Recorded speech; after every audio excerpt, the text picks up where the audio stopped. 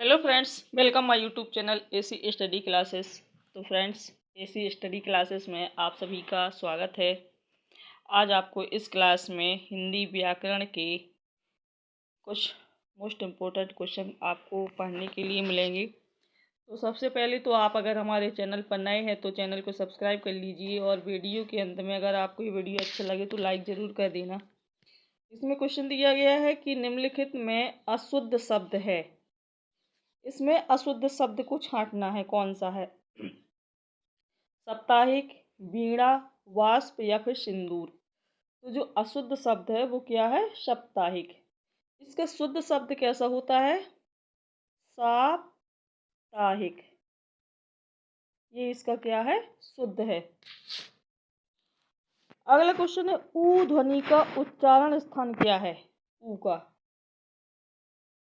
तालु, ओष्ठ, कंठ, दंतालु या फिर ओष्ठ। तो जो ऊ ध्वनि का उच्चारण स्थान है वो है ओष्ठ। क्या है? ओष्ठ। दूसरा ऑप्शन सही हो जाएगा। इसके इसके साथ ही उपध्मान, एक आपने सूत्र पढ़ा होगा कि उपध्मानीय ओष्ठा, यानी ऊ, छोटा ऊ और ये बड़ा ऊ, ये दोनों ओष्ठ से बोले जाते हैं। और पा वर्ग के वर्ग हमने बताए थे कि जो वर्गों की संख्या होती है 5 होती है, उसी में एक पा वर्ग आता है। पा वर्ग।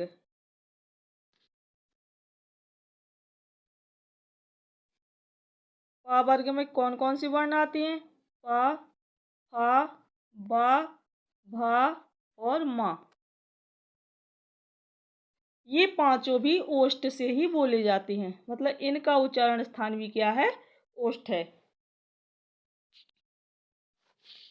अगला क्वेश्चन है कि मैं कौन सा पुरुष है? मैं में जो मैं शब्द दिया गया है, ये इसमें कौन सा पुरुष है? पुरुष आपको पता है कि 3 पुरुष होते हैं, उत्तम पुरुष, मध्यम पुरुष, प्रथम और अन्य पुरुष। तो इसका ये कौन सा है?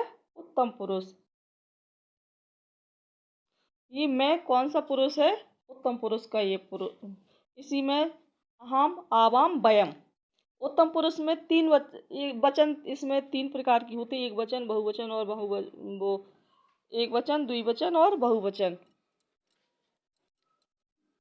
इसमें कौन कौन सी आती हैं? अहम। अहम माने होता है मैं। उत्तम पुरुष की बता रहे हैं कि उत्तम पुरुष में एक तो आता है अहम, आवाम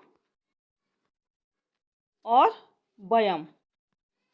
ये तीनों किस में आती है? उत्तम पुरुष में। अहम माने होता है मैं, आवाम माने हम दोनों, वयम माने होता है हम सब। तो ये तीनों भी किसके हैं? उत्तम पुरुष के।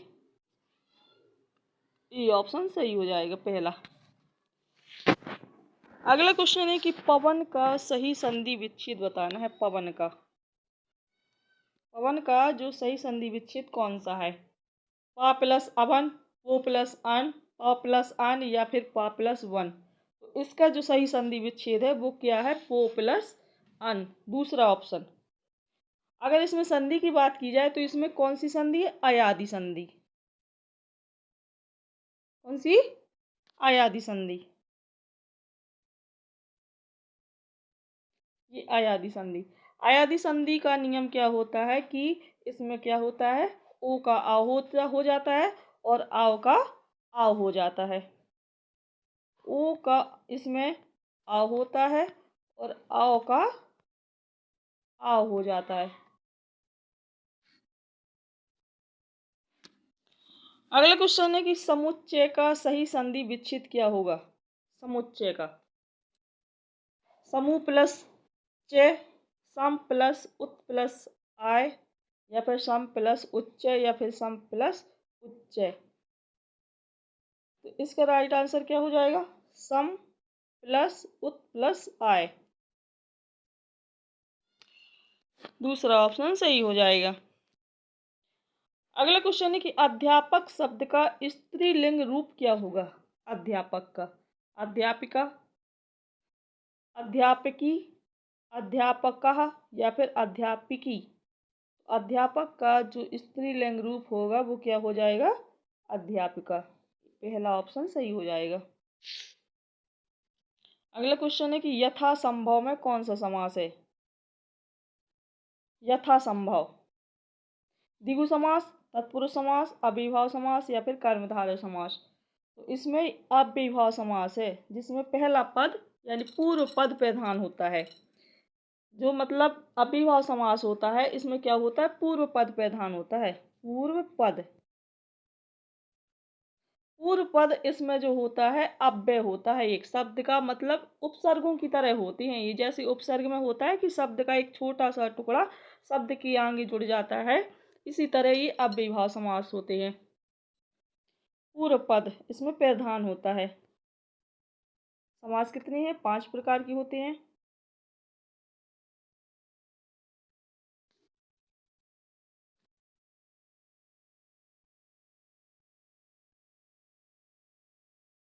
अगला क्वेश्चन है, क्या आप जा रहे हैं, क्या में कौन सा निपात है।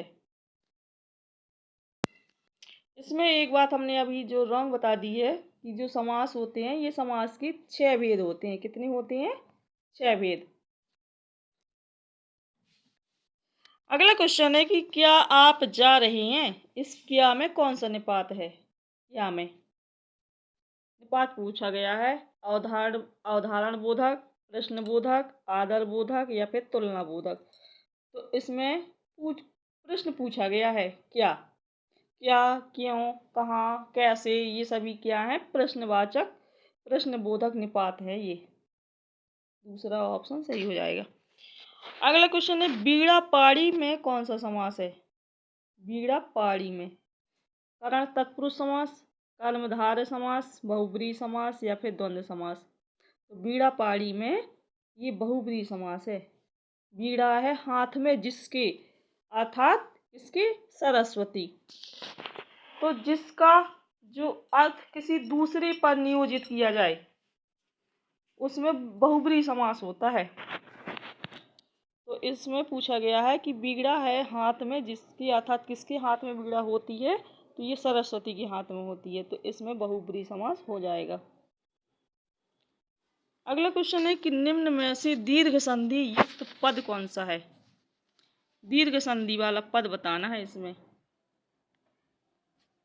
महर्षि, दैत्यारी, सूर्योदय, देवेंद्र। तो इसमें कौन सा दीर्घ संधि है, किसमें, दैत्यारी में।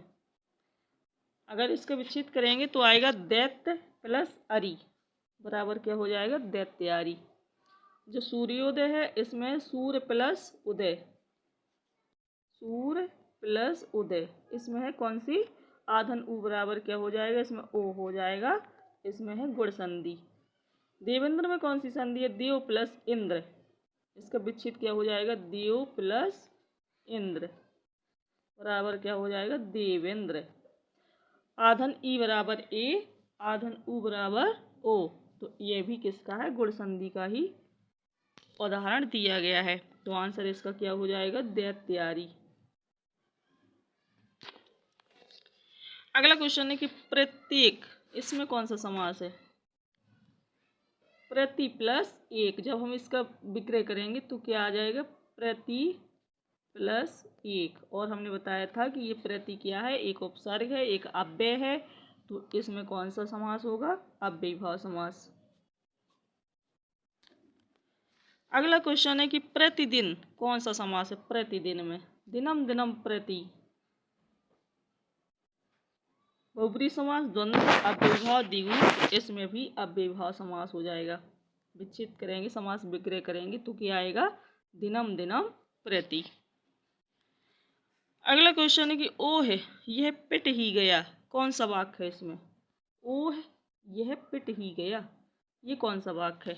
विधिवाचक, विस्मयवाचक, संकेतवाचक या फिर इनमें से कोई नहीं। तो ये है विस्मयवाचक वाक्य। कैसा है, विस्मयवाचक, क्योंकि जो ओह शब्द दिया गया है ये विस्मय सूचक शब्द है ये। अगला क्वेश्चन है कि पाप और पुण्य में कौन सा समास है। पाप और पुण्य में द्विगु समास, अव्ययीभाव समास, द्वंद्व समास, इनमें से कोई नहीं।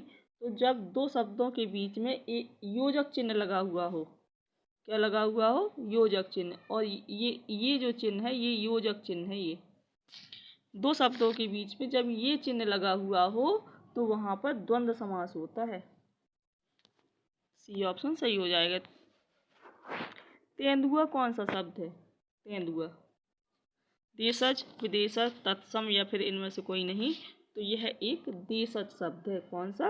देशज शब्द। पदबंध कितने प्रकार की होती हैं? बताना है। पदबंध 2, 3, 4, 5।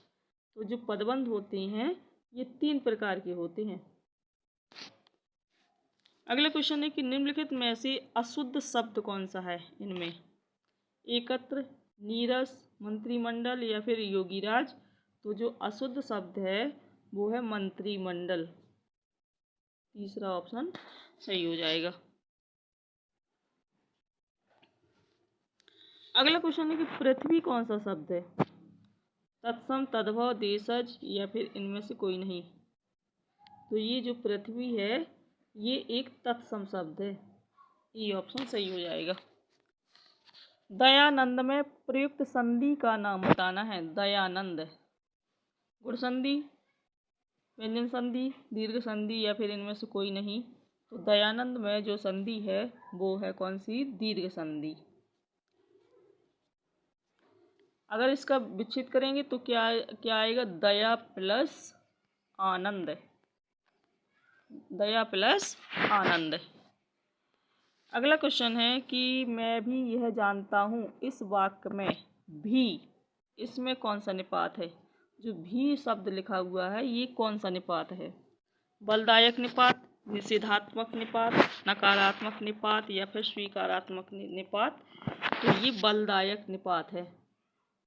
कौन सा? बलदायक निपात। अगला क्वेश्चन है कि ईमानदारी कौन सा संज्ञा है? ईमानदारी, ईमानदारी कौन सा संज्ञा है? व्यक्तिवाचक, भाववाचक, इसमें व्यक्तिवाचक होना चाहिए, व्यक्तिवाचक, भाववाचक या फिर समूहवाचक या इनमें से कोई नहीं। तो ईमानदारी एक भाव है, ये गुण है, तो इसलिए इसमें कौन सी है? भाववाचक संज्ञा है। अगला है महेंद्र का संधि विच्छेद बताना है। महेंद्र, महो प्लस इंद्र, महे प्लस इंद्र, महा प्लस इंद्र या फिर इनमें से कोई नहीं। तो जी इसका संधि विच्छेद क्या हो जाएगा? महा प्लस इंद्र। तीसरा ऑप्शन सही हो जाएगा, महा प्लस इंद्र। अगर इसमें संधि का नाम पूछा जाए तो इसमें आ प्लस ई बराबर ए हुआ है, तो ये इसमें कौन सी संधि हो जाएगी? गुण संधि। संधि कौन सी है इसमें? गुण संधि। अगला क्वेश्चन है कि यदि तुम चलो तो मैं भी चलूं। कौन सा वाक्य है ये? यदि तुम चलो तो मैं भी चलूं। विस्मयवाचक वाक्य, आज्ञावाचक वाक्य, संकेतवाचक वाक्य या फिर निषेधवाचक वाक्य। तो इसमें है संकेतवाचक वाक्य। तीसरा ऑप्शन सही हो जाएगा। वर्णों के समूह को क्या कहते हैं? समूह शब्द, संयुक्त शब्द, वर्णमाला या फिर इनमें से कोई नहीं। मोस्ट इम्पोर्टेंट क्वेश्चन है, ये बहुत बार एग्जाम में पूछा गया है कि वर्णों के समूह को वर्णमाला कहते हैं। ये वर्णमाला की परिभाषा है कि वर्णों के समूह को क्या कहते हैं? वर्णमाला कहते हैं। कोई विशेषण है, इसमें बताना कोई कौन सा विशेषण है?